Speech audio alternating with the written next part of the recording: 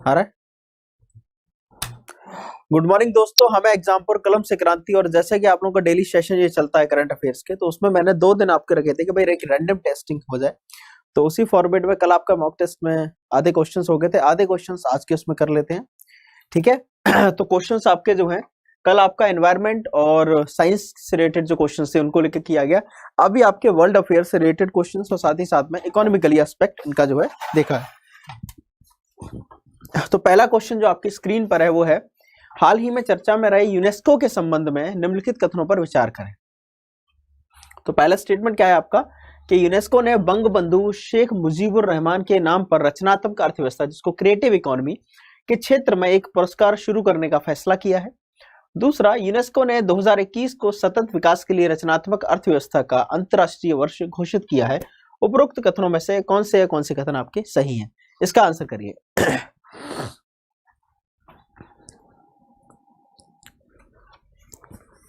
देखिए, क्वेश्चन जो आपका ये यूनेस्को के संदर्भ में पूछा है, तो उसमें क्रिएटिव इकोनॉमी को लेकर बता देता हूँ। क्रिएटिव इकोनॉमी का मतलब है अर्थव्यवस्था के वो आयाम, जैसे अर्थव्यवस्था के लेकर अगर आप बात करें तो आपने देखा होगा आर्थिक परंपरागत जो आर्थिक गतिविधियां हैं वो क्या थी आपकी, इंजीनियरिंग है, मेडिकल सेक्टर में अगर आप काम कर रहे हैं, आईटी सेक्टर वगैरह में काम कर रहे हैं। अब परंपरागत क्षेत्र के अलावा बहुत सारे कैसे हैं, जैसे लोग टिकटॉक के वीडियो बना के पैसा मिलता है, उनको यूट्यूब से पैसा प्राप्त होता है, ठीक है। या फिर उसके अलावा वो लोग अपनी ब्लॉगिंग कर रहे हैं तो पैसा उनको मिल रहा है, या फिर जो कवर वीडियोस दिए जाते हैं उनको लेकर पैसा मिलता है। तो ये सब ऐसे क्षेत्र जो क्रिएटिविटी को लेकर जनरेट करते हो, प्रमोशन करते हो, ठीक है। कुछ लोग जिम वीडियोस प्रोवाइड करा के अपना पैसा प्राप्त करते हैं। तो ये सब क्या है, ये सब आपके क्रिएटिव इकोनॉमी में आपके आते हैं। हाँ, तो पहला स्टेटमेंट क्या है आपका?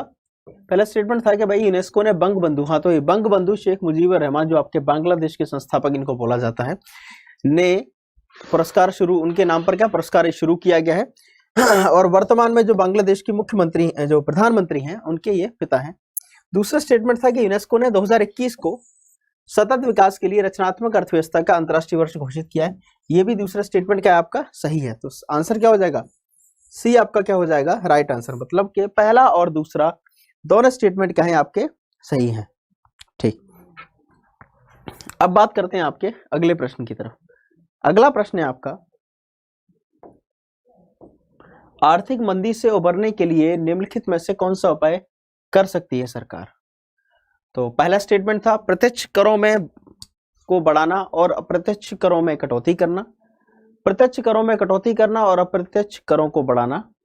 सी ब्याज दरों में कटौती करना। डी आपका ब्याज दरों में वृद्धि करना।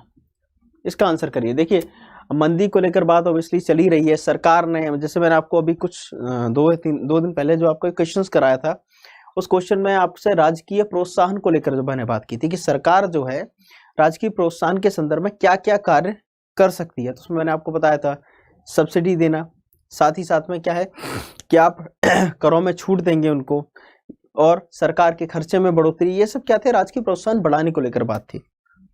अब उसी एस्पेक्ट से रिलेटेड क्या था आपका कि आर्थिक मंदी से उबरने के लिए सरकार निम्नलिखित में से कौन कौन से उपाय आपके कर सकती है। तो देखिए, प्रत्यक्ष करों को बढ़ाना और अप्रत्यक्ष करों में कटौती करना, ये आपके सही है। दूसरा स्टेटमेंट क्या था? प्रत्यक्ष करों में कटौती करना और अप्रत्यक्ष करों को बढ़ाना। दूसरा स्टेटमेंट, ये जो दोनों स्टेटमेंट थे आपके, ये भी आपका गलत है। दूसरा भी, दोनों स्टेटमेंट आपके गलत हो गए। तीसरा स्टेटमेंट था कि ब्याज दरों में कटौती करना, और चौथा था ब्याज दरों में वृद्धि करना। देखिए, ब्याज दरों में कटौती करना आपका क्या है, स्टेटमेंट आपका सही है। क्या है?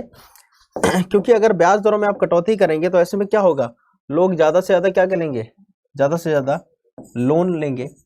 अब ज्यादा लोन लेंगे तो वो कहीं ना कहीं क्या होगा, इन्वेस्टमेंट होगा किसी ना किसी स्तर पर, चाहे वो आपकी सर्विसेज को परचेज करते हो, ठीक है, या फिर आपका कोई भी गुड्स को परचेज करते हो।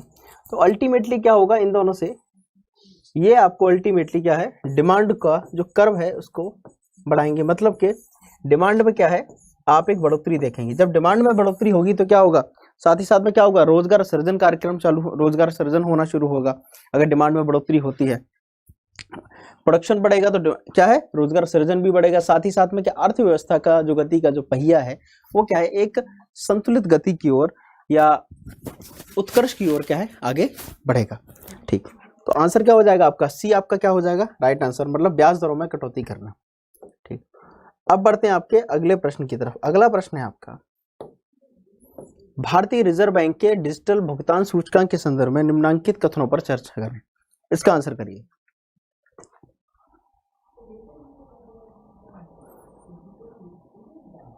हाँ, गुड मॉर्निंग। लेट मत आया करो तुम लोग, कई लोग लेट आते हो, तो थोड़ा सा टाइमिंग से आया करो, ठीक है। ये आपके हैं कि आपको भी पता चल जाएगा कि हाँ आप लोग जो पढ़ रहे हैं क्लास में डेली कर रहे हैं वो कितना आपको रिवाइज हो रहा है, रिवाइज करने का ज़रूरत है, कितना आपका प्रिपरेशन आपको समझ में आ रहा है। ठीक, अब इसमें दिया गया है, पहला स्टेटमेंट है आपका कि इस पहल का जो मकसद है वो डिजिटल भुगतान के क्या है, तौर तरीकों की स्थिति का सटीक आकलन करना है। दूसरा, डिजिटल भुगतान सूचकांक कैलकुलेशन के लिए मार्च 2020 को क्या आधार बनाया गया है। तीसरा है, 4 महीने के अंतर के साथ साथ आरबीआई डीपीआई का प्रकाशन छमाही आधार पर केंद्रीय बैंक की वेबसाइट पर किया जाएगा। देखिए, आपने देखा था कि आरबीआई कि जब भी भुगतान प्रणाली सिस्टम को लेकर बात की जाती है तो सरकार ने बहुत सारे आपके प्रयास किए। उनमें सबसे एक अहम प्रयास के तौर पर जो बोला जाता है, जो आप अगर डिजिटल इंडिया इनिशिएटिव भी पढ़ेंगे तो उसमें भी देखा था आपने, कैशलेस इकोनॉमी को लेकर, ठीक है, जिसको आप डिजिटल इकोनॉमी भी बोल सकते हैं। मतलब कि बैंकिंग सेक्टर को कंप्लीटली क्या है, पेपरलेस फॉर्मेट में करना, चाहे वो कागज के नोट को लेकर बात हो या सरकारी दस्तावेजों को लेकर बात हो। तो इस इकोनॉमी की तरफ बढ़ाने को लेकर बात की। अब ये इसलिए कि इससे क्या है कि एक तो ट्रांसपेरेंसी आएगी, अगर आपके ट्रांजैक्शंस वगैरह सारे के सारे एक इलेक्ट्रॉनिक मोड में हो रहे हैं तो क्या है, आप एक बार में उनको एक्सेस कर सकते हैं, एक ही जगह स्टोरेज कर पाएंगे। साथ ही साथ में क्या है कि उसमें पारदर्शिता भी आएगी, ट्रांजैक्शन कहाँ से कितना गया, कितने ट्रांजैक्शंस उसमें मंथली हो रहे हैं, कितना उनका जो कि ना वो टैक्स पे कर रहे हैं, इन सभी को इंटीग्रेटेड तौर पर पता किया जा सकता है। तो डिजिटल भुगतान के तौर तरीकों की क्या है, स्थिति का सटीक आकलन करने को लेकर था। दूसरा स्टेटमेंट था कि इसके कैलकुलेशन के लिए मार्च 2020 को आधार बनाया गया है। ये गलत है, दरअसल 2018 इसका आधार है। क्या है, 2018 को इसका आधार बनाया गया है। तीसरा था कि 4 महीने के अंतर के साथ साथ आरबीआई डीपीआई का जो प्रकाशन है वो केंद्रीय बैंक की वेबसाइट पर किया जाएगा। ये भी आपका सही है। डिजिटल भुगतान को लेकर जो सूचकांक है वो आपके लगभग 5 पैरामीटर्स पर काम करेगा, जो कि कंज्यूमर साइड और आपका बायर साइड दोनों पेमेंट ट्रांजैक्शंस को लेकर बात होगी, भुगतान सटीकता को लेकर बात होगी, साथ ही साथ में क्या कंज्यूमर सेंट्रिसिटी जैसे पैरामीटर्स को इसमें यूज किया जाएगा। तो आंसर क्या हो जाएगा आपका, पहला और तीसरा, मतलब कि बी आपका क्या होगा राइट आंसर, क्या होगा बी आपका क्या है सही उत्तर आपका होगा। ठीक है, ओके। अब बढ़ते हैं आपके अगले प्रश्न की तरफ। अगला प्रश्न है आपका, निम्नलिखित कथनों में असत्य का चुनाव कीजिए। अब ये बात कर रहा है आपके इनलैंड वाटरवेज को लेकर, किसको लेकर, अंतर्देशीय जलमार्ग को लेकर इसमें बात हो रही है। ठीक है, तो अंतर्देशीय जलमार्ग को लेकर अभी हाल ही में क्या था, आपने देखा था कि वर्ल्ड बैंक साथ में आपका सेंटर मतलब केंद्र सरकार और पश्चिम बंगाल सरकार के बीच में क्या एक समझौता हुआ 105 मिलियन डॉलर का। उस समझौते में क्या किया गया है कि उस समझौते में ये बोला गया है कि पश्चिम बंगाल के अंदर अंतर्देशीय जलमार्गों का जो प्रारूप है उसको 2 चरणों में क्या है डेवलप किया जाएगा।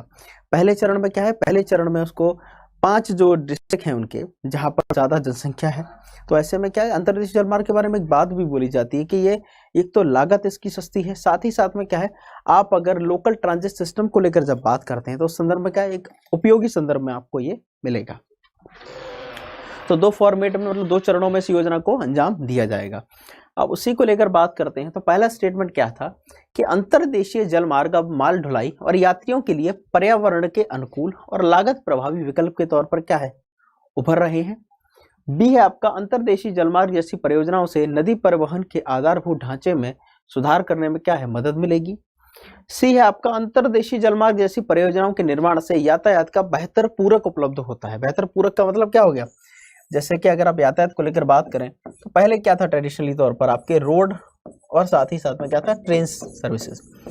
अब बात की जाए ऐसे शहरों को लेकर जैसे आपकी दिल्ली है, मुंबई है, चेन्नई है, कोलकाता है, हैदराबाद है, बेंगलुरु है, ऐसे देश जहां पर क्या मतलब ऐसे आपके शहर महानगर यहाँ पर क्या है, यहाँ पर पीक आवर ट्रैफिक की समस्या रहती है, मतलब एक निश्चित समय पर लोगों की ज्यादा मात्रा का क्या है आपका बाहर निकलना, उनका परिचालन करना। तो उस समस्या के लिए क्या कॉन्सेप्ट लाया गया, उस समस्या के लिए कॉम्प्लीमेंट्री फॉर्मेट में मेट्रो चलाई गई, बाद में मेट्रो लाइट। अब उसके भविष्य के संदर्भ में क्या बात की जा रही है, शटल सर्विसेज को चलाया जाना, साथ ही साथ में क्या है वैक्यूम्स, जो वैक्यूम ट्यूब को लेकर हाइपर लूप सर्विसेज है, उनका भी भविष्य देखा जा रहा है कि भाई उनको चलाया जाए। तो उसी प्रोजेक्ट में अगर आप देखें तो ये समस्या जो यातायात को लेकर है, पीक आवर प्रॉब्लम है, ये प्रॉब्लम तो आपकी और जगह भी बढ़ेगी। तो ऐसे में क्या है, ऐसे में जरूरी है कि इनलैंड वाटरवेज को बढ़ावा दिया जाए। ठीक। चौथा ऑप्शन था कि भारत में नदियों, नहरों, बैक वाटर और खाड़ी के रूप में अंतर्देशीय जल मार्ग का एक व्यापक नेटवर्क मौजूद नहीं है। ये डी आंसर क्या आपका गलत है, क्योंकि अगर देखा जाए तो हमारे पास में लगभग 14,500 किलोमीटर नौगम्य का मतलब है जिसमें नाव को चलाया जा सके। पिछली बार भी पूछा था आप में से किसी ने, तो नौगम्य का अर्थ है नौ मतलब नाव, गम्य का मतलब है ऐसा रास्ता जहां पर नाव को चलाया जा सके, मतलब कि आपकी नाव चल सके ऐसा पानी वाला इलाका। ठीक, तो इतना हमारे पास में पोटेंशियल मौजूद है। तो क्या है, डी आंसर क्या हो जाएगा आपका गलत हो जाएगा। और इनलैंड वाटरवेज को लेकर अगर बात की जाए तो भारत में इसकी जरूरत इसलिए भी है क्योंकि हमारे यहाँ जो रसद लागत है वो वैश्विक स्तर पर जो आंकी गई है, जो अलग अलग संगठन हैं, अलग अलग आंकड़े हैं, वो बोलते हैं कि लगभग 18% हमारे पास में रसद लागत लगती है, जो कि बनिस्बत चाइना के और यूरोपियन देशों के क्या है बहुत ज्यादा है, वहां 8 और 10% है सिर्फ लागत। तो ऐसे में आपको परिवहन के क्षेत्र में और माल ढुलाई दोनों के संदर्भ में एक सस्ता विकल्प जो है इनलैंड वाटरवेज आपके है। ठीक, अब बढ़ते हैं आपके अगले प्रश्न की तरफ। अगला है आत्मनिर्भर भारत अभियान के संदर्भ में निम्नलिखित कथनों पर विचार करें, इसका आंसर करिए।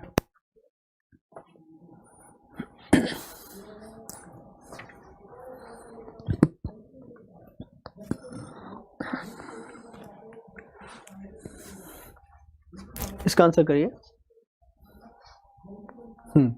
प्रणाम। हाँ भाई गुड मॉर्निंग ले लिया भाई। ठीक, अगला, हाँ ये क्वेश्चन था भाई आत्मनिर्भर भारत अभियान के संदर्भ में। तो पहला स्टेटमेंट था कि आत्मनिर्भर भारत अभियान के तहत असीम पोर्टल मतलब आत्मनिर्भर स्किल्ड एम्प्लॉयर मैपिंग पोर्टल को लॉन्च किया गया। दूसरा, यह पोर्टल मांग और आपूर्ति आधार पर real time based data labour data क्या प्रोवाइड कराएगा। देखिए, आपने देखा था कि अभी देश में जब कोविड का दौर था, लॉकडाउन किया गया, तो जो प्रवासी मजदूर थे उनको लेकर काफ़ी समस्या देखने को मिली। अब वो चले गए हैं गाँव देहात अपने शहरों में। साथ ही साथ में क्या हुआ, किसी की दिहाड़ी मारी गई, किसी का पैसा नहीं मिला क्योंकि असंगठित क्षेत्र के थे। तो सरकार भी उनके पास में चीज़ें पहुंचाने में, मतलब कि उनको सहायता पहुंचाने में क्या असमर्थ दिखी। हालांकि आपके मनरेगा वगैरह जैसे प्रोग्राम्स के माध्यम से क्या है उनको फौरी तौर पर राहत पहुंचाई भी गई, लेकिन फिर भी क्या है उसके आधार पर भी अगर देखें तो आप एक सकल तौर पर अगर बात की जाए तो उतना प्रवासी मजदूरों को लाभ सरकार नहीं पहुंचा पाई है।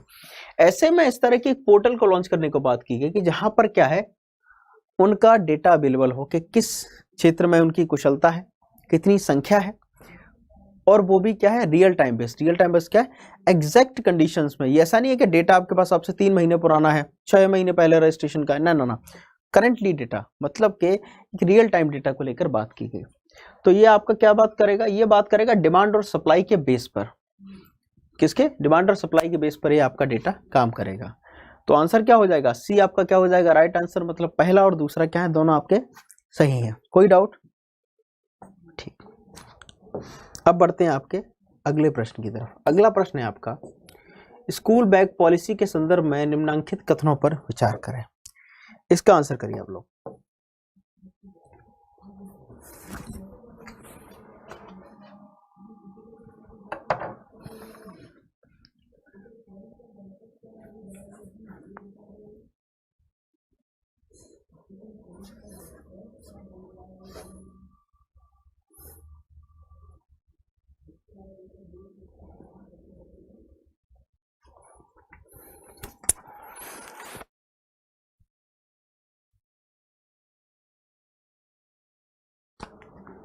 ओके, हाँ, थोड़ा वॉइस इश्यू आ गया था, वो ठीक है अब, हाँ वो थोड़ा सा म्यूट हो गया था। ठीक, हाँ क्वेश्चन था क्या था आपका कि स्कूल बैग जो नीति है वो 2020 के संदर्भ में निम्नलिखित कथनों पर विचार करें। तो पहला स्टेटमेंट क्या था आपका कि इस नीति में कक्षा 1 से 8 तक के छात्रों के होमवर्क उनके बैग के वजन से संबंधित दिशा निर्देश शामिल किए गए हैं।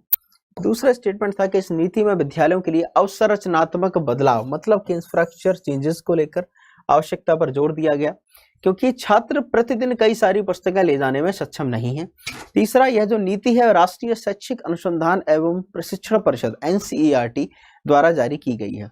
देखिए, अब इसमें जो बात की गई कुछ मोटे तौर पर बातें की गई, क्या कि भाई छात्र जो है वजन, जो उनका वस्ते का वजन होता है वो उनको क्या है, शारीरिक तौर पर मेरुदंड की समस्या होना, पीठ दर्द होना, ठीक है, इन सब पेन, सर्वाइकल पेन वगैरह को लेकर बात की गई कि भाई इस तरह की समस्याएं देखी जा सकती हैं। तो संदर्भ में बोला गया कि भाई आप तो किताबें एक तो वजन हल्का करिए, या जो भारी किताबें उनकी जगह हल्की किताबों को उपयोग में लाया जाए। साथ ही साथ में पठन पाठन सामग्री को या तो वो स्कूल में रखने की व्यवस्था की जाए, मतलब लॉकर वगैरह प्रोवाइड कराना, और कम से कम वो किताबों को लाएं और ले जाएं, जिससे कि उन पर ये जो वजन की समस्या है इसको हल किया जाए। साथ ही साथ में उनके बस्ते के वजन को लेकर शिक्षकों को प्रति माह, मतलब प्रति 2 या 3 माह के आधार पर क्या है उसको रिपोर्ट प्रोवाइड करानी होगी भाई, कि कितना वजन जो है बच्चों के बैग में है, कितना क्या है। इस नीति में क्या था, इस नीति में 1 से 8 नहीं बल्कि आपका पूरा 1 से लेकर 12 तक के बच्चों को इसमें, मतलब छात्रों को इसमें शामिल किया गया है। दूसरा था कि इसमें विद्यालयों के अवसंरचनात्मक बदलाव की आवश्यकता पर भी जोर दिया गया। ये भी मैंने आपको बताया भाई, लॉकर वगैरह की स्थापना कराना, ठीक है। तीसरा था, ये जो नीति है वो किसके द्वारा जारी की गई, ये आपकी NCERT द्वारा इसको जारी किया गया है, जो आपका राष्ट्रीय शैक्षिक अनुसंधान प्रशिक्षण परिषद जो है इसको आप बोलते हैं, NCERT द्वारा इसको जारी किया गया। आप NCERT की बुक्स भी अवेलेबल, मतलब जो पढ़ते हैं, ठीक। तो उपरोक्त कथनों में से कौन से सही हो जाएंगे, तो अब सी आंसर क्या होगा, सी आपका क्या होगा राइट आंसर, पर दूसरा और तीसरा आपका सही है। क्लियर है, ठीक। अगला प्रश्न है आपका, राष्ट्रीय रेल योजना के संदर्भ में निम्नलिखित कथनों पर विचार करें। इसको पढ़िए। देखिए, राष्ट्रीय रेल योजना को लेकर जो बात की जाती है उसका सीधा संदर्भ ये था कि भाई माल ढुलाई समस्या को हल करना। साथ ही साथ में इस रेल योजना का जो उद्देश्य था वो ये था कि भाई 100% विद्युतीकरण, और बाद में जाकर उसको जो विद्युतीकरण का जो लक्ष्य है वो क्या होना चाहिए, वो ग्रीन एनर्जी बेस्ड हो, मतलब कि हम कार्बन एमिशन, मतलब न्यूट्रल कार्बन एमिशन को लेकर इसमें जोर दिया गया है। साथ ही साथ में माल ढुलाई के संदर्भ में आप अगर बात करें तो जैसे भारत में क्या था कि सबसे बड़ी समस्या औसत गति को लेकर है, ठीक है। दूसरा, हमारे पास में कोई एक प्रॉपरली विजन नहीं था, तो ये आपका विजन 2024 में इसको विजन 2024 शुरू किया गया है। आपका सही आंसर इसमें, ठीक। तो अब बात करते हैं, पहला स्टेटमेंट क्या था कि भाई वर्तमान में 22 किलोमीटर पर आवर से मालगाड़ियों की औसत गति को बढ़ाकर 50 किलोमीटर कम करना है। ये आपका सही है, मालगाड़ियों की क्या औसत गति को आपको बढ़ाना है। आप में से कई लोग कहेंगे भैया मालगाड़ी तो बहुत तेज जाती है, लेकिन ऐसा नहीं है। हम बात करेंगे टोटल टाइम टेकिंग को लेकर, बीच में हॉल्ट भी होती हैं घंटों तक वो खड़ी रहती हैं, ठीक है। तो ऐसी बहुत सारी चीज़ें आपको देखने को मिलती हैं, तो टोटल टाइम क्या वो ज़्यादा लग जाता है। तो ऐसे में क्या होता है कि माल ढुलाई में अगर समय ज़्यादा लग रहा है, कोई सामान समय ज़्यादा ले रहा है, तो क्या है अल्टीमेटली उसकी कीमत पर भी उसका असर पड़ेगा ना। साथ ही साथ में खराब हो जाने वाला सामान है तो आपको कोल्ड स्टोरेज की जरूरत पड़ेगी, वेयर हाउसेज वगैरह की जरूरत पड़ेगी। दूसरा है आपका, राष्ट्रीय रेल योजना के रूप में 2024 तक कुछ महत्वपूर्ण परियोजनाओं के त्वरित कार्यान्वयन के लिए विजन 2024 जो आपका शुरू किया गया है। तो क्या है, पहला और दूसरा दोनों स्टेटमेंट आपके सही है। महत्वपूर्ण परियोजनाओं का इसमें जो अर्थ है वो क्या था, 100% इलेक्ट्रिफिकेशन, और बाद में उसे आगे बढ़कर 0 कार्बन एमिशन को लेकर बात की गई। चाहे आप रेलवे स्टेशन को सोलर पैनल पर चलाइए, ठीक है, या फिर जो एनर्जी आपके पास आ रही है उसका जो सोर्स है वो नॉन कन्वेंशनल एनर्जी रिसोर्स होना चाहिए, तो उसको लेकर इसमें विजन रखा गया है। तो आंसर क्या होगा, सी आपका क्या हो जाएगा राइट आंसर, ठीक। क्लियर है, ठीक। अब बढ़ते हैं आपके अगले प्रश्न की तरफ। अगला प्रश्न था, किस देश ने हाल ही में पाकिस्तानी महिलाओं के लिए मलाला यूसुफजई अधिनियम पारित किया है। देखिए, ये जो अधिनियम पारित किया गया है तो इसमें क्या है, इसमें प्रॉपरली एक स्कॉलरशिप को लेकर बात की गई है। किसको लेकर, स्कॉलरशिप को लेकर बात की गई है, और किस देश द्वारा इसको दिया जा रहा है वो बताइए। सही, किसमें, यूएस द्वारा जो है इसको दिया जा रहा है। किसमें, यूएस द्वारा जो है अधिनियम पारित किया गया है। पाकिस्तान के अंदर जो है महिलाओं की शिक्षा को लेकर इसमें बात की गई है, और जिस संगठन के माध्यम से की गई है वो संगठन है आपका United state agency for international development. ठीक है, और ये भारत में भी और परियोजना आपका चला चुका है, जैसे आपका प्रोजेक्ट किराना, ये आपका उत्तर प्रदेश में इसको जो है चलाया गया था, वाराणसी, लखनऊ और कानपुर जिले में। ठीक है, इन 3 जिलों में 3000 महिलाओं को जो है टारगेट किया गया था इसमें। ठीक है, और उन महिलाओं को जो कि वो दुकान स्टोर वगैरह चलाती हैं, तो उनके फाइनेंशियल इंक्लूजन को लेकर बात की गई थी, उनको सपोर्ट किया जा सके महिला उद्यमिता को बढ़ावा देने के लिए। ठीक है, तो आंसर क्या है, सी आपका है। प्रोजेक्ट किराना को भी आप थोड़ा ध्यान रखिए कि आपके यूपी में इसको चलाया गया था, और यूपी के किन शहरों में इसको चलाया गया, आपके कानपुर में, वाराणसी में, साथ ही साथ में आपके लखनऊ में इसको चलाया गया है। ठीक है, क्लियर है। ठीक, अब बढ़ते हैं आपके अगले प्रश्न की तरफ। अगला प्रश्न है आपका, न्यूमोसिल जो हाल ही में समाचार में था, निम्नलिखित में से किसके लिए एक संयुग्म टीका है, इसका आंसर करिए।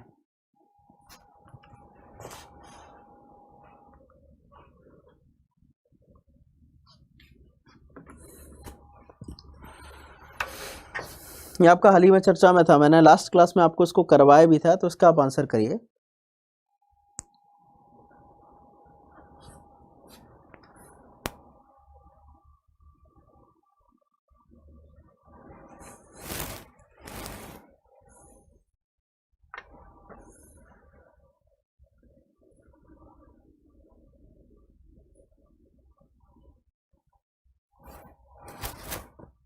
देखिए, न्यूमोसिल जो था आपके हाल ही चर्चा में था, उसमें किसके लिए संयुग्म टीका को लेकर बात की गई। ये आपका किससे संदर्भित था, ये आपके न्यूमोनिया से संदर्भित था।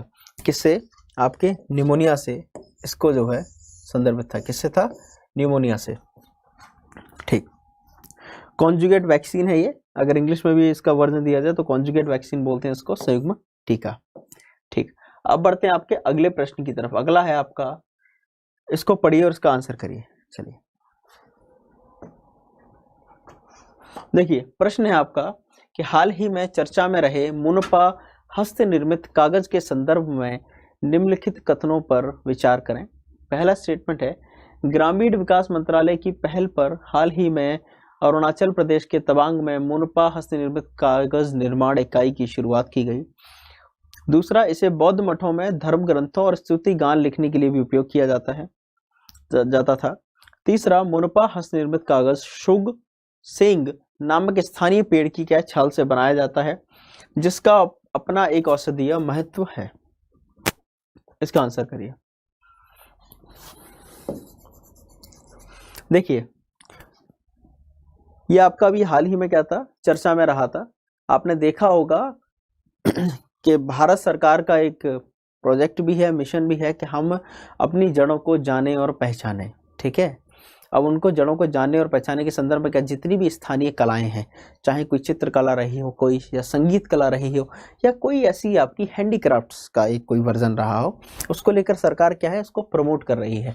और साथ ही साथ में विश्व स्तर पर भी आपने यूनेस्को जैसे संगठन है, वो इन कलाओं के संदर्भ में क्या है, प्रयासरत हैं। वो इनके संदर्भ में क्या कर रहे हैं, जगह जगह किसी को टैग प्रोवाइड कराना, किसी को अपनी एक यूनेस्को हेरिटेज साइट में कंक्लूड करना। ठीक है, कोई अगर कला है तो उसको जो है विरासत के तौर पर जो है उसको दर्शाना। साथ ही साथ में कई सारी आपने देखा होगा संगीत कला एकेडमी, ललित कला एकेडमी वगैरह जो है पुरानी एकेडमी, वो भी इस तरह के वार्षिक तौर पर आयोजन करती रहती हैं। तो इसमें जो आपका क्वेश्चन दिया गया है, तो उसमें क्या था स्टेटमेंट कि ग्रामीण विकास मंत्रालय की पहल पर इसको शुरू किया गया, ये आपका गलत है। दरअसल ये आपका खादी एवं विलेज इंडस्ट्री कमीशन जो KBIC है आपका, खादी और ग्राम उद्योग आयोग, उसकी पहल पर जो है इसमें इसको शुरू किया गया है। ठीक है, दूसरा था, इसे बौद्ध मठों में धर्म ग्रंथों में स्तुति गान लिखने के लिए उपयोग किया जाता था, ये सही है। प्राचीन काल से इसका बहुत ज्यादा महत्व रहा है। अरुणाचल प्रदेश में आपने देखा होगा तवांग मोनेस्ट्री, आप लोग एक चीज और जो है, तवांग मोनेस्ट्री को आप लोग पढ़ेंगे ये आप अपना होमवर्क के फॉर्मेट पर रखिए। कुछ चीज़ें जो डेली डेली जानने की कोशिश करिए, क्योंकि आप जानेंगे कई दफ़ा कुछ चीज़ों, ऐसा नहीं है कि आपको सिलेबस में सारी चीज़ें अवेलेबल हो जाएं, कुछ चीज़ें आपको इधर उधर से भी अवेलेबल हो जाएंगी, आपका पेपर फिट हो जाएगा भाई। तीसरा था कि मोनपा हस्त निर्मित कागज जो है शुग सेंग नामक स्थानीय पेड़ की छाल से बनाया जाता है, जिसका अपना एक औषधीय महत्व है। ये भी आपका क्या है, ये भी आपका स्टेटमेंट सही है। तो आंसर क्या हो जाएगा, सी आपका क्या हो जाएगा, राइट आंसर। मतलब कि दूसरा और तीसरा दोनों स्टेटमेंट क्या है आपके, सही है। ठीक है, क्लियर है, ओके ठीक। अब बढ़ते हैं आपके अगले प्रश्न की तरफ। अगला प्रश्न है आपका अल्जाइमर रोग को लेकर। अल्जाइमर के संदर्भ में निम्नलिखित कथनों पर विचार करें। तो देखिए पहला स्टेटमेंट क्या है आपका, अल्जाइमर रोग सबसे आम प्रकार का डिमेंशिया है जो मस्तिष्क के यथोचित रूप में काम न कर पाने की स्थिति में होने वाले परिस्थितियों के लिए समग्रता में इस्तेमाल किए जाने वाला शब्द है। दूसरा, निर्धारक जीन के कारण अल्जाइमर होता है तो इसे ऑटोसोमल डोमिनेंट अल्जाइमर डिजीज कहते हैं। तीसरा, अल्जाइमर याददाश्त, सोचने और व्यवहार संबंधी समस्याएं पैदा करता है। उपरोक्त में से कौन से कथन आपके सही हैं। अब देखिए अल्जाइमर को लेकर बात हो रही है, तो अल्जाइमर वर्ल्ड अल्जाइमर डे आपका कब मनाया जाता है, 17 सितंबर को मनाया जाता है। साथ ही साथ में अल्जाइमर को लेकर एक चीज और बोली जाती है कि अल्जाइमर वंशानुगत है या नहीं, तो मात्र 5% जो आंकड़े बोलते हैं वो बोलते हैं कि मात्र 5% ऐसे केस हैं जिसमें अल्जाइमर को आप वंशानुगत कह सकते हैं। दूसरा, अल्जाइमर क्या है, एक बार निदान होने के बाद में दोबारा भी आपका वापस आ सकता है। मतलब जरूरी नहीं कि आपने एक बार उसका ट्रीटमेंट करवा लिया तो आपको दोबारा अल्जाइमर ना हो, आपको दोबारा भी अल्जाइमर हो सकता है। साथ ही साथ में मेमोरी लॉस से संदर्भित जो भी केसेस होते हैं वो सभी अल्जाइमर में नहीं आते हैं। कुछ अगर मेमोरी लॉस की समस्या है तो उसको आप अल्जाइमर नहीं बोल सकते। समग्रता में इस्तेमाल किया जाने वाला शब्द जरूर है, लेकिन क्या है कि मेमोरी लॉस के जो बहुत सारे केसेस हैं, ये नहीं है कि भाई किसी का मेमोरी लॉस हो रहा है आप में जाओ और उसको बोल दो भाई तेरे को तो अल्जाइमर है, ऐसा नहीं कर सकते आप। पहला स्टेटमेंट आपका क्या था कि अल्जाइमर सबसे आम प्रकार का डिमेंशिया है जो मस्तिष्क के यथोचित रूप में काम न कर पाने की स्थिति में जो परिस्थितियां होती हैं उनको समग्र तौर पर मतलब वाइडली फॉर्मेट में जो यूज किया जाता है वो आप उसको क्या बोलते हैं, अल्जाइमर रोग बोलते हैं। ठीक है। दूसरा था निर्धारक जीन के कारण क्या अल्जाइमर आपका होता है, तो उसे क्या बोल देंगे आप, एडीएडी, मतलब के ऑटोसोमल डोमिनेंट अल्जाइमर डिजीज जो है आप उसको कहते हैं। दूसरा भी सही है। तीसरा, अल्जाइमर में क्या है कि याददाश्त, सोचने और व्यवहार संबंधी क्या समस्याएं आपको आने लगती हैं। ठीक है, तो तीसरा भी स्टेटमेंट आपका क्या हुआ, सही हुआ। तो आंसर क्या होगा आपका, पहला, दूसरा और तीसरा तीनों आपके सही हैं। तो आंसर क्या होगा, डी आपका, मतलब के सभी कथन आपके क्या हैं, सही।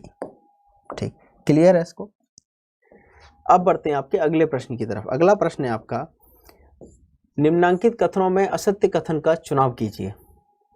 चलिए, आपका कृषि को लेकर चीजें काफी चर्चा में है तो उसका आप आंसर करिए। काफी चीजें कृषि को लेकर आपकी चर्चा में रही हैं तो आप इसका भी आंसर करिए।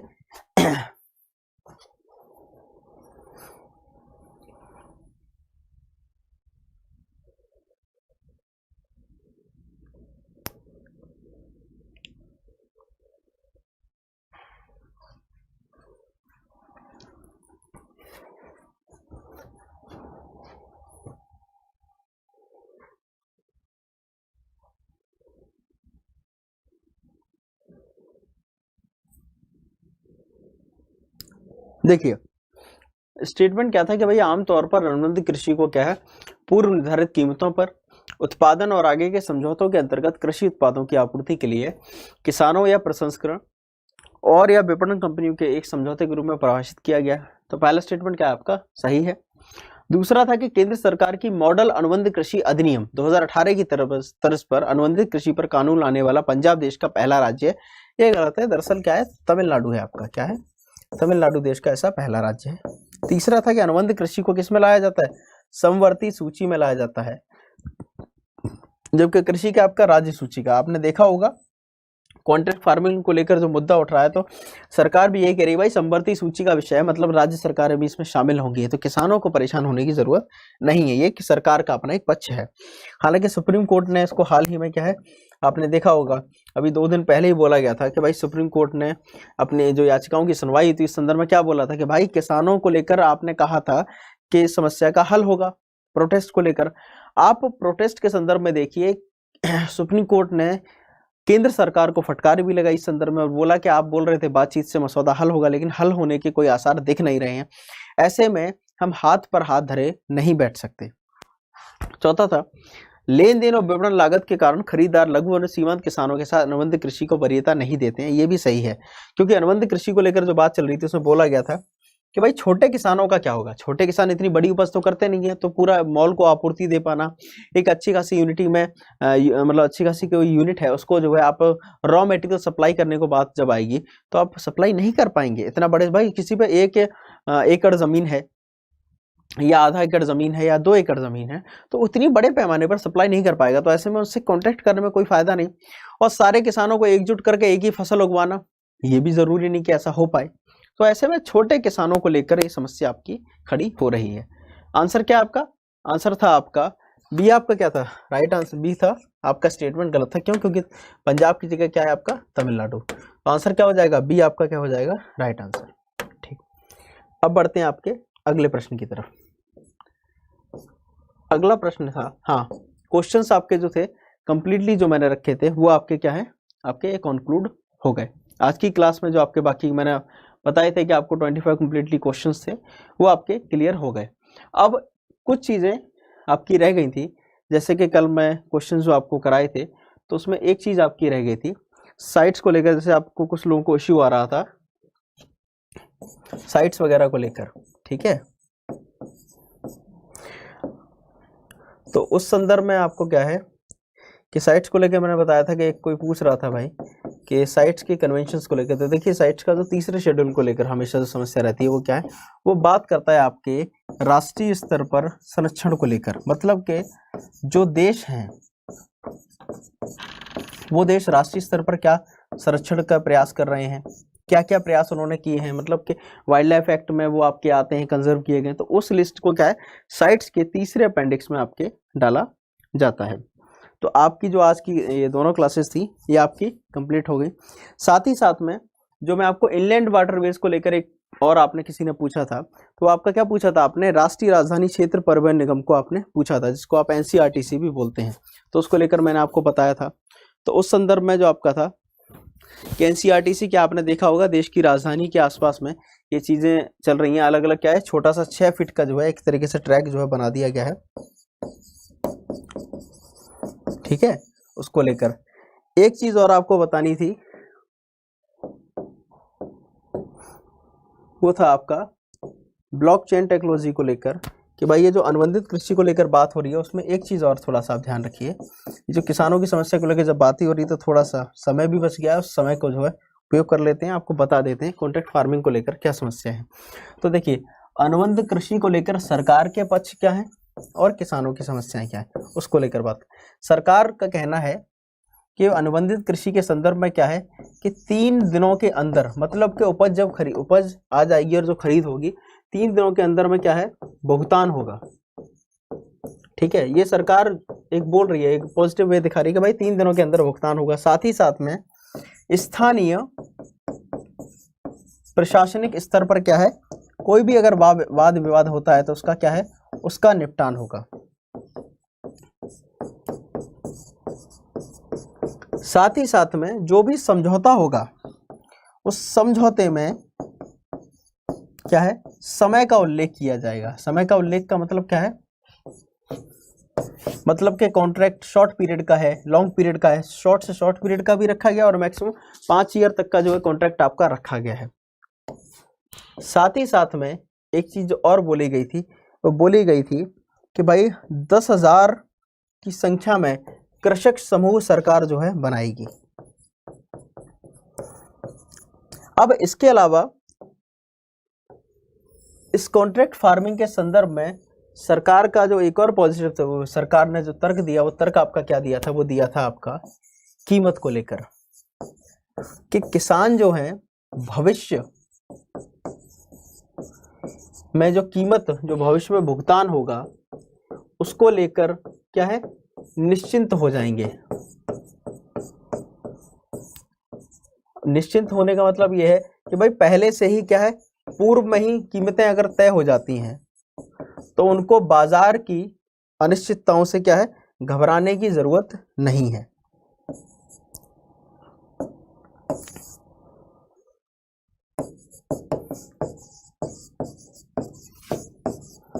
तो ऐसे में क्या है, पूर्व में कीमत तय हुई तो किस बात का हल हो गया कि भाई बाजार की अनिश्चितता को लेकर जब भी बात होगी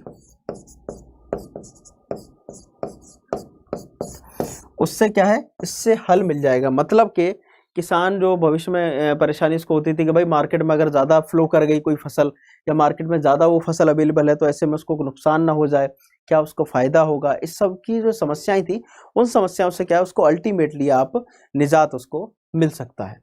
ठीक, तो इसको लेकर बोला गया कि भाई कॉन्ट्रैक्ट फार्मिंग में क्या है कि अगर फसल का रेट पहले से तय हो गया है तो उसको ये झंझट नहीं रहेगा कि भाई मार्केट में फसल आई कि 2000 रुपये कुंटल है या 2500 रुपये कुंटल है या 3000 रुपये कुंटल है, तो ऐसी समस्या से उसको दो चार नहीं होना पड़ेगा। अब उसी संदर्भ में ये तो सरकार का अपना पक्ष था कि भाई सरकार ने इस तरह से पक्ष रखा, साथ ही साथ में सरकार ने बोला कि कॉन्ट्रैक्ट फार्मिंग जो है आपकी वो किसानों को दो स्तर पर, एक तो क्या है कि ऐसे में क्या होगा, तकनीकी समावेशन को लेकर बात की गई कि भाई जब बड़ी बड़ी कंपनियां ऐसे में उतरेंगी कॉन्ट्रैक्ट फार्मिंग में, निजी क्षेत्र का क्या है, निजी क्षेत्र को कृषि में अगर रुचि उत्पन्न होगी तो ऐसे में क्या होगा कि भाई हो सकता है तकनीकी के संदर्भ में क्या है विकास, एक प्रगति देखी जाए, साथ ही साथ में अनुसंधान और आपका एकेडमिक्स और साथ ही साथ में इंडस्ट्री क्या है, तीनों के कोलैबोरेशन से क्या होगा, कृषि को एक उद्योग के तौर पर, मतलब कि अब तक किसान को क्या होता था, भाई ज्वार की फसल बेची, उसमें जो लाभ हुआ उसने क्या किया कि गेहूं मान लो अगर आगे उगा रहा है या मक्का की फसल कर रहा है तो उसकी लागत में उसने पैसा लगा दिया, एक फसल का पैसा दूसरे में लगा दिया। साथ ही साथ में सरकार को भी क्या था कि सरकार को बड़ा इस संदर्भ में दिक्कतें होनी पड़ती थी, भाई एमएसपी तय करना, ये सब सारी चीजें। तो सरकार का भविष्यगत जो एक इसमें बोला जा रहा है, मतलब जो किसानों का जो अंदेशा है, जो किसान जो अपनी चिंताएं, किसानों की चिंताएं कहती है कि भाई सरकार कहीं इसके चक्कर में एमएसपी ना खत्म कर दे, ये किसानों की चिंताएं हैं। साथ ही साथ में किसानों ने अपनी जो चिंताएं रखी वो तीन स्तर पर रखी, प्रमुख तौर पर जो उसकी तीन चार चीजें बोली गई मोटी मोटी, वो क्या थी, एक तो न्यूनतम समर्थन मूल्य को लेकर, साथ ही साथ में जो कृषि समझौते को लेकर बात की गई, मतलब के अनुबंधित कृषि समझौतों को लेकर, मतलब कॉन्ट्रैक्ट फार्मिंग को लेकर बात की गई। अब कॉन्ट्रैक्ट फार्मिंग में उनकी चिंता क्या थी कि भाई ये जो बड़ी बड़ी कंपनियां हैं, ठीक है, इनके पास में वित्तीय, मतलब इनकी जो कंपनियां, इनकी माली हालत तो बहुत अच्छी है, तो ऐसे में आपने जैसे देखा है कि ट्रेडिशनल के तौर पर कि भाई जो अगर ज्यादा शक्तिशाली है तो उसका वर्चस्व ज्यादा होता है, चाहे प्रशासनिक स्तर पर देखा जाए चाहे न्यायपालिका के स्तर पर देखा जाए, ये व्यवहार की बात है।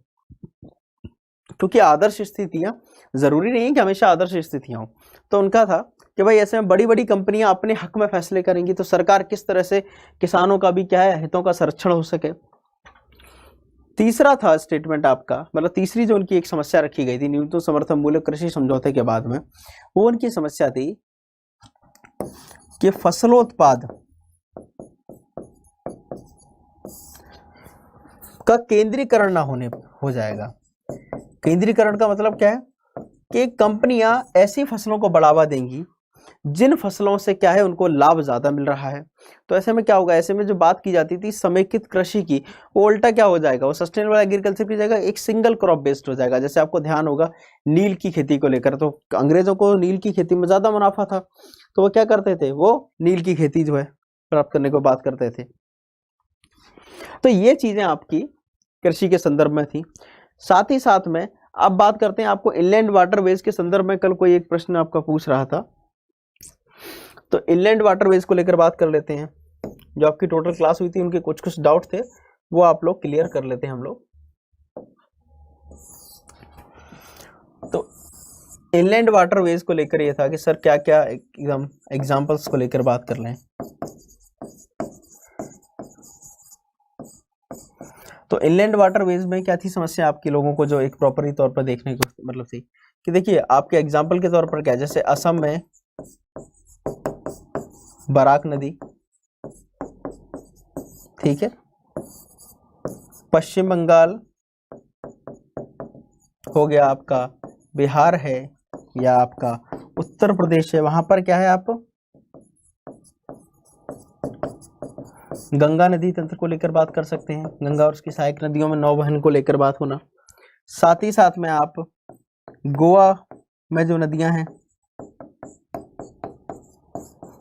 या केरला में, तो ये कुछ कुछ ऐसे आपके राज्य हैं जहां पर आप इनलैंड वाटरवेज को लेकर बात कर सकते हैं। और साथ ही साथ में क्या है, ये सस्ता रहेगा माल ढुलाई को लेकर भी, और यात्रियों को भी क्या है कम कॉस्ट में परिवहन उनका हो पाएगा, मतलब वो आना जाना कर पाएंगे। तो आज की आपकी क्लास में इतना ही। कल से आपका रेगुलर फॉर्मेट में वही करंट अफेयर्स के जो टॉपिक्स रहेंगे और उसकी क्लास आपकी रहेगी। तो कोई अगर इसमें कुछ ऐसा डाउट रहा हो, कुछ भी हो, तो नीचे कमेंट सेक्शन में आप ब्लो कर दीजिएगा उसको, मैं उसको पर्सनली आपको उसका आंसर कर दूंगा। साथ ही साथ में क्या है, क्लास जब भी हुआ करे आप लोग उसको नोट डाउन चीज़ों को जरूर करते जाइए, या फिर क्या है कि अगर आप सुन रहे हैं तो थोड़ा ध्यान से सुनिए उसको। ठीक, तो आज की क्लास में आपका इतना ही। कल की क्लास में फिर से आपसे मिलते हैं, वही आपके रेगुलर सेक्शन में जो करंट के सेक्शन थे वो कंप्लीट करेंगे, और इस तरह से हर आपके 1-2 महीने के अंतराल पर इस तरह से एक मॉक टेस्ट का आयोजन करते हैं, जिससे कि आप लोगों को भी एक जिम्मेदारी बनी रहे कि हाँ भाई इस तरह से टेस्ट होगा, हमें जो उसमें प्रदर्शन आपका अच्छा करना है। तो तब तक के लिए धन्यवाद, कल की क्लास में फिर से मिलते हैं। कोई डाउट हो तो आप लोग नीचे इसमें कमेंट सेक्शन में इसमें बिलो कर दीजिए। ठीक।